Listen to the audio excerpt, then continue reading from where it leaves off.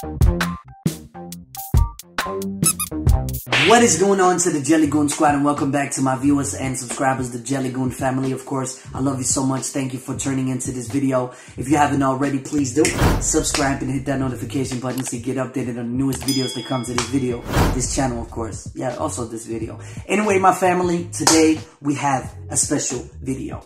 Now, it's about my ancestors and the Russian Slavs. So, but before I get to that, I want to say there's a Discord down below where you can go over, join the family, be a part of my community, my beautiful, gorgeous family community of Russians, English, American, wherever we are from, Germany, whatever. It doesn't matter. You are welcome to join, and I will appreciate you. I will check in with you guys each day, depending on my schedule, depending on how busy I am, and all of that shit. So yeah, go over there and join if you really want to be a part of the family, of course. But today, we have a very special video. We are gonna react. Now, hold on. We're gonna react to Slavs and Vikings. Are you kidding me? Slavs and Vikings, medieval Russia and the origins of the Kievan Russians, I guess. So yeah, this is gonna be great. You guys talked about the Vikings and the Slavs had a good relationship and they traded. So I was looking up a video about this. Now, I hope you like this. I hope I like it. It's 15 minutes. We can find documentaries about like 1 hour, 2 hour, but it's too much. But yeah, anyway, guys and girls, let's get into this, man. Let's go. Kings and generals. Russia today is the largest country on Earth and one of the most influential in human history. Despite this, the earliest origins of this massive nation are often neglected. This is certainly not for lack of interesting stories, as the Russia has a lot of stories, that's why. In early Russian history are nothing short of colourful. Welcome to our first video in our series on the history of Russia, where we will cover the ancient origins of this most enigmatic land. For millennia, the grassy plains of the Ukraine and southern Russia, the Ponto-Caspian steppe, had been inhabited by a diverse caste of hardy nomadic people thriving along the Don, Dnieper and Volga rivers. The first written accounts of this land date back to classical antiquity in the 7th century BC. During this time, the steppe was dominated by various tribes of Iranian origin, the most prominent being the Scythians and Sarmatians. The ancient Greeks, who had a smattering of cities along the shore of the Black Sea, recorded stories about the nomads who lived to the north. Herodotus relates a tale that claims the Scythians were born of a union of the demigod Hercules and a serpent woman. Meanwhile, the Sarmatians were known for the legendary strength of their women, and therefore were considered a product of mixing between the Scythians and mythical Amazonian warriors. More historically reliable accounts describe these Iranic pastoralists as a sturdy people who lived and died on the backs of their steeds, subsisting on horse milk and meat, while enjoying the pleasures of psychoactive herbs and undiluted wines. For centuries, their domination of the steppe would be near unchallenged, but further to the north, a young and ambitious tribe was finding its bearings. These, of course, were the Slavs. The true origins of the Slavs are shrouded in mystery. The earliest written accounts of their existence come from Roman sources. In the 1st century AD, the senator and historian Tacitus described a tribe he called the Venedi, a people who lived primarily along the Vistula River. Tacitus noted that they built homes, carried shields, and fought unmounted, distinguishing them from their nomadic Sarmatian neighbours. Dismissed as yet another barbarian people by the classical civilizations, the Venedi were most likely the progenitors of all of today's Slavic nations. For centuries, these Proto-Slavs were hemmed in by their powerful Celtic and Germanic neighbours to the west, and Scytho-Sarmatians to the south. This changed between the 4th and 6th centuries as a great migration took place, with the Huns and various Germanic peoples migrating into the borders of the collapsing Western Roman Empire. Broadly speaking, this enormous migration allowed the early Slavs to expand beyond their original homeland in all directions. By then, the Venedi had diffused into numerous distinct branching tribes. Some tribes crossed the Danube into Eastern Roman territory, seizing lands for themselves in the Balkans and becoming the forebears of the South Slavs. Some tribes ventured westward into the domain of the Avars. There they carved a home for themselves and became the eventual predecessors of the Western Slavs. Wow. So basically the world is connected, right? Are the tribes who went eastwards into modern Ukraine. The Scythians and Sarmatians, who for centuries had dominated the steppe, were weakened by centuries of war with the Goths, Romans and Huns. The Proto-Slavs sunk their roots into this unstable region, eventually assimilating the last remnants of these ancient peoples.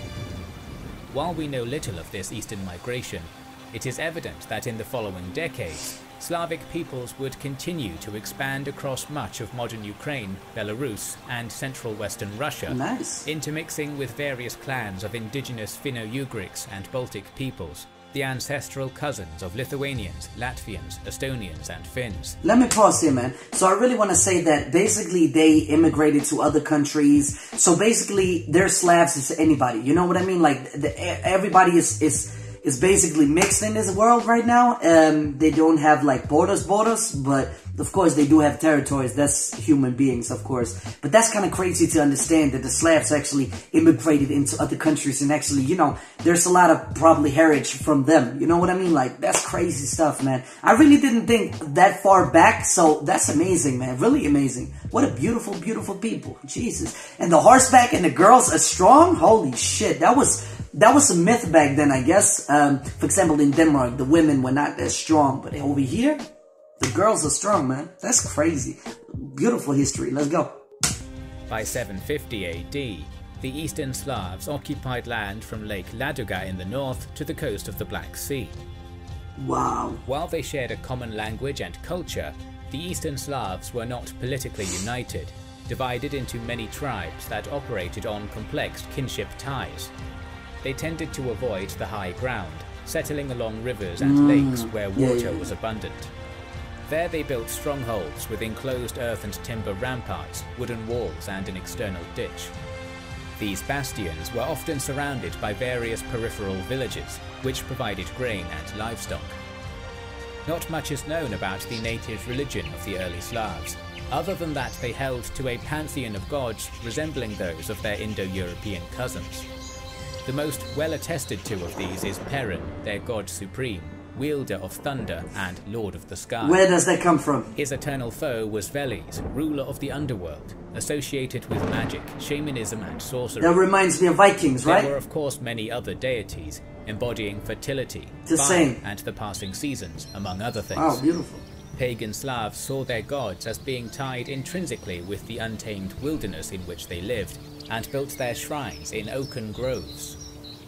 It should be noted that early Slavic society is reconstructed primarily through later Christian writers who looked upon their pagan forebears with disdain. Let me pause here. So in Denmark, Vikings, they had a mythology, I can't remember what the fuck it was, with Odin and Thor. Odin and Thor. Odin and Thor is the right pronunciation in Denmark.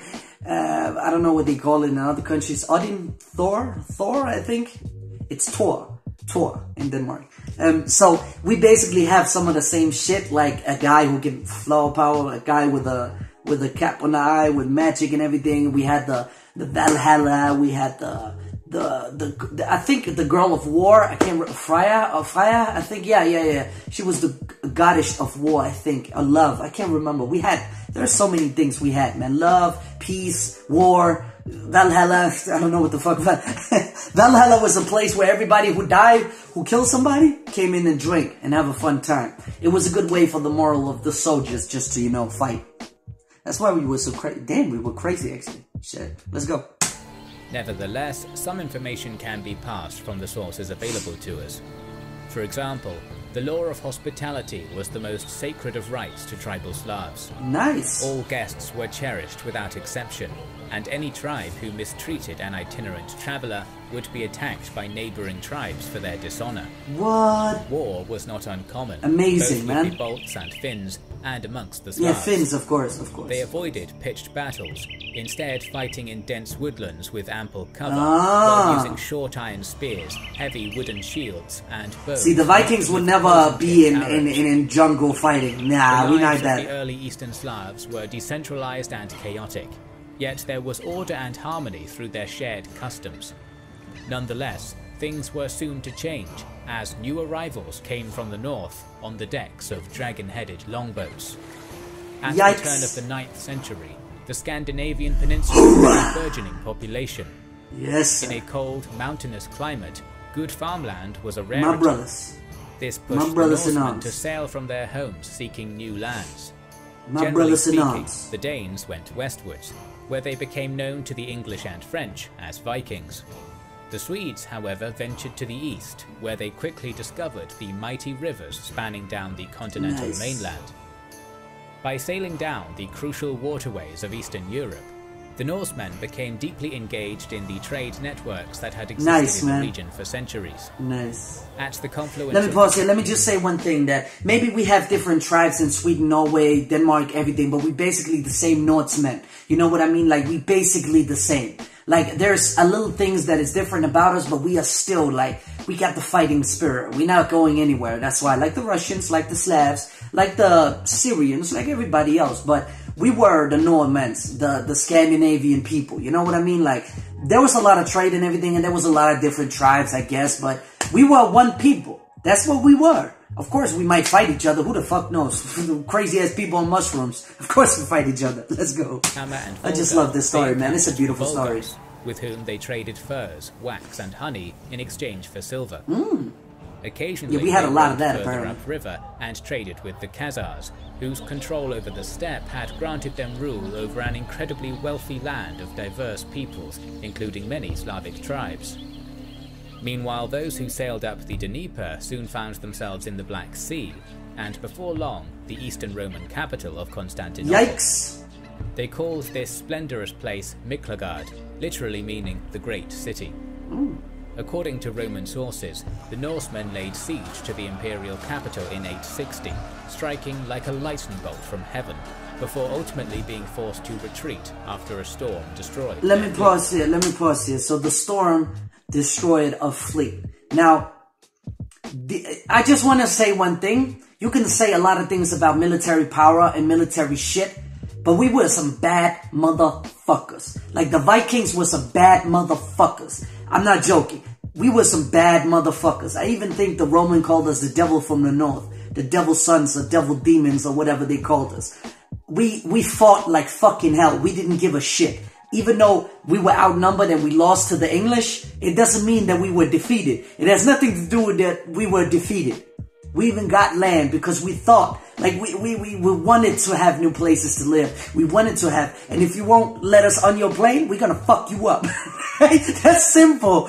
But now we are peaceful people and we come in peace. We love everybody. Some of us do. But yeah, Vikings are crazy, man. I just have to say. I'm so proud of my people. Now, people, they're gonna take that and they're gonna put it in like, oh, so you okay with they killing people and they raping children and everything? Listen to me. Back then, that was the dominance of the human beings. You could not be this love piecing. I'm not gonna kill anybody back then. You were to get raped, you were to get fucked, you were to get choked, you were to get hanged, you were to get speared, you were to so many things. You had to be a tough motherfucker.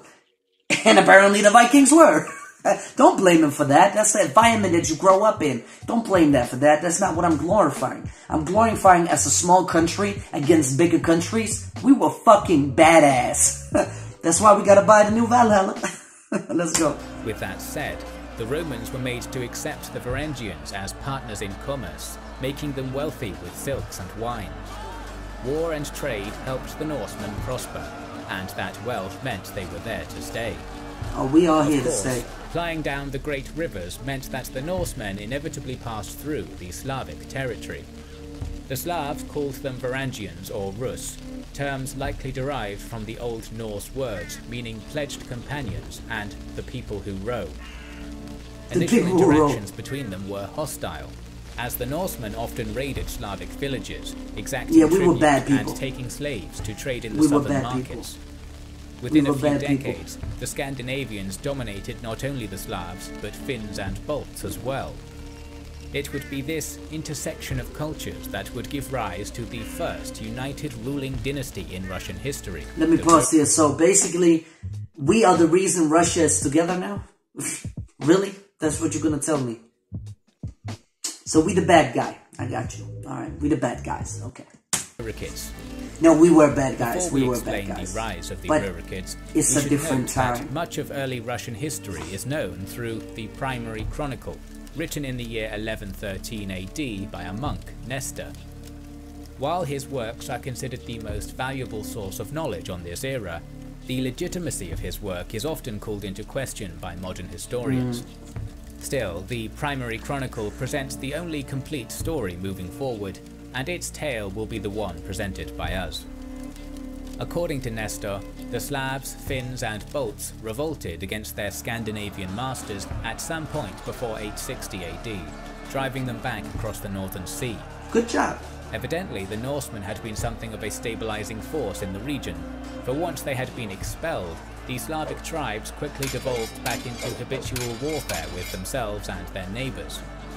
The Chronicle had this to say: "There was no law among them, but tribe rose against tribe. Discord thus ensued among them, and they began to war against one another. They said to That's themselves, not the way, man. let us seek a prince who may rule over us and judge us according to the law. They went overseas to the Varangian Russes and said to the people of Rus, our whole land is great and rich, but there is no order in it. Come to reign That's and 100% rule over true. us." The prince invited by the Slavs was named Rurik. Promptly accepting their offer, he settled amongst his new people in 862. Rurik established his capital on the Volkhov River, likely on the site of an older Slavic stronghold. His city soon grew to become a prosperous hub of riverbound trade, and became known to the Slavs as Novgorod. For 17 years, Prince Rurik worked to stabilize his realm, establishing laws and formal tributary rulership over the many native tribes of the region. He died in 879, leaving his realm to his kinsman Oleg. By all accounts, Oleg was the classic embodiment of a Viking warrior, an ambitious prince who sought to expand his lands through conquest. To that end, he turned his gaze upon the Great Khaganate to the south. Ruling the crossroads of an international trading hub, the Khazars were naturally tolerant of the many tribes and religions. That's a nice name. In one of history's more peculiar twists, the Turkic rulers had even converted to Judaism. Among their tributary subjects were the majority of the Eastern Slavic tribes in the south. For centuries, the Khazars prospered in their steppe land.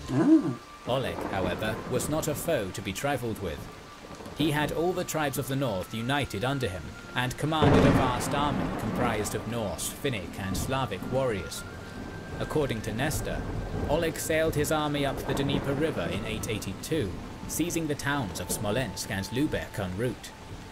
Before long, they arrived upon the wooded hills of Kiev, an ancient outpost most likely founded by Eastern Slavic migrants as early as the Vikings came back. By the time of Oleg's arrival, Kiev was a vassal of the Khazars and was ruled by the Norse. Just because we got defeated in England doesn't mean we didn't survive. Who evidently were the ones behind the Varangian attack on Byzantium back in 860. That's kind of crazy, man. Oleg is said to have confronted his fellow Norse rulers, decrying them boldly, saying, "You are not princes, nor even of princely stock, but I am of princely birth." Askold and Deer were promptly slain. Of course, you don't say that to a Viking, man. Are you fucking dumb? He was quick to see the value of this town. There's no value of being Kiev was born by a surrounded by king fertile or soil, queen. and its position along the Dnieper River gave it the potential to be a heart of trade and commerce. Oleg declared himself the Prince of Kiev, and decided it would be from there he would rule the rest of the realm. Soon he ventured on, wresting more Slavic tribes from Khazar control. By 885, the prince had united the vast majority of the Eastern Slavs under his rule. It is here that the Kievan Rus was born, a nation that would survive for 3 centuries and grow to become among the most prosperous in medieval Europe. Kiev was its grand capital, from which the descendants of Rurik and Oleg ruled as princes of the Rurikid dynasty. Nice. While Rus originally referred to the nation's ruling Scandinavian elite, in time, all the tribes of the Kievan realm, whether Slavic or Nordic, simply came to be known as the people of the Rus. Let me pause here. No, let me just watch you finish and then I'm gonna talk. Sorry, man. Given their names to the land, which Russia, the land of the Rus, retains to this day. My family. Of course, the work of the Rurikids was far from done, and there are many stories still to be told, so make sure you are subscribed to our channel and have pressed the bell button. Let me pause here. Alright, so that's it, man. I didn't know I had some brothers out in the further countries. So basically, I'm in brother with the Russian people. That's kind of crazy, man. I love it. Love it. I knew the Vikings was something more because we discovered a whole lot of shit down there. Like, seriously, that's amazing, man. So we fought like brothers and we came together as brothers. So that's kind of crazy to know the history of the Vikings and the Slavs. The Slavs is a strong people, a good, willing people, like really strong on horsebacks and everything, like really good people, really good people. They are strong people, good soldiers, and good people too, man. I have some gorgeous women, strong women. But I actually didn't know the Vikings were brothers with Russia. That's amazing, man. We actually help you guys establish yourself. That's awesome. Man, fellow brothers, man. Fellow brothers and sisters. Got you, man. So you're part of Scandinavian, brother. How you feel? Anyway, man, that was a beautiful video. I really did appreciate it a lot. It raises a lot of questions, like you have communism, we have socialism, so we kind of brotherhood, but different. You know what I'm saying? Like there's a lot of like magical things, right? But yeah, anyway, man, you even had the same guards as we had almost, like, right, the gods. But yeah, that was a crazy video. I really do like it. If you want to support this video, go down in the link down below. It's much appreciated if you go over and show this guy or these guys love, because it probably took a hell of a time to make. And I really do respect these guys. Really awesome story. Really good storytelling. I really do love it a lot, man. Really good channel too, man. So yeah. Anyway, what do you think about the Vikings and the Slavs? Comment down below. Please comment down below. I want to know your opinion. What do you think? Do you think we are stupid people, Denmark? Or do you think the Slavs, whatever? And, you know, is it a good story? Is it a bad story? Was it okay? Was it not okay? Are we brothers? Are we not? Do you hate me? Do I hate you? Something that you want to comment down below. Just tell me your story and tell me what you think about it. But if you really want to support this video right here, you can hit the like button down below. It's free and free of charge. It doesn't cost a thing. It's all support. It's all love. And if you really want to support this channel and you like my content, please do subscribe and hit that notification button so you get updated on the newest videos that come to this channel, of course. And yeah, Vikings and Slavs, my brothers and sisters. So yeah, anyway, guys and girls, I'm gonna move on into the next one, man. Peace.